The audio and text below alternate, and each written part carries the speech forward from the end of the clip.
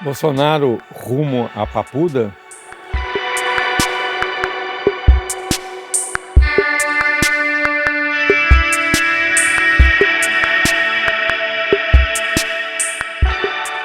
Essa semana, o Supremo Tribunal Federal disponibilizou os depoimentos, os últimos depoimentos dos chefes militares. É interessante essa medida do Supremo Tribunal Federal para evitar fake news, narrativas, ou seja, interpretações. Foi muito útil isso para a sociedade.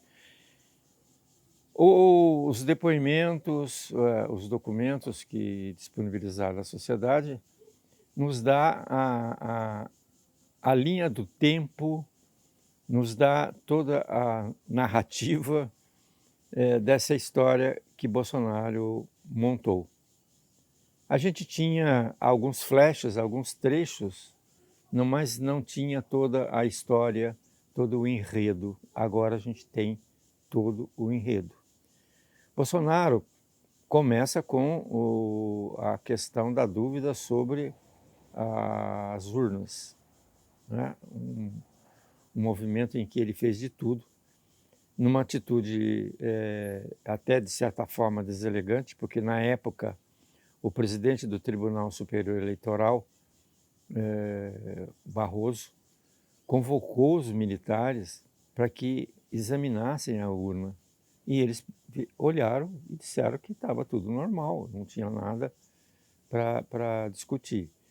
Mas Bolsonaro insistia que houve fraude, que Lula não ganhou a eleição, que ele que ganhou a eleição.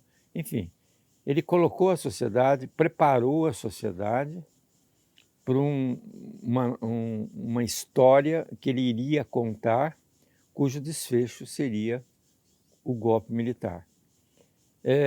Aquela reunião ministerial, que foi feita em julho, que também foi divulgada, mostra claramente que havia um movimento.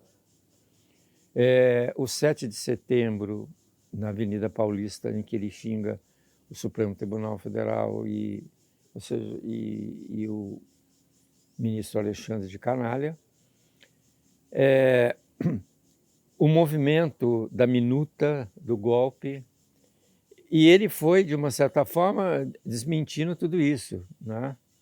Mas aquele movimento, por exemplo, aquela cena ridícula que a Marinha colocou os tanques na rua, soltando aquela fumaça preta, tanques da Segunda Guerra Mundial, que nem não oferece nenhuma resistência, gastando um combustível enorme, demonstrando ser um equipamento já ultrapassado.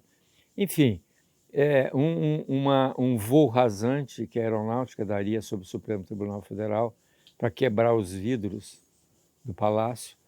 Ou seja, havia toda flashes, pedaços de uma história que agora ela está praticamente escrita. Não há dúvida que Bolsonaro tentou o golpe, né? e a lei penal, né? O Código Penal é muito claro, fala em tentativa. Não fala em tentativa, fala em tentar.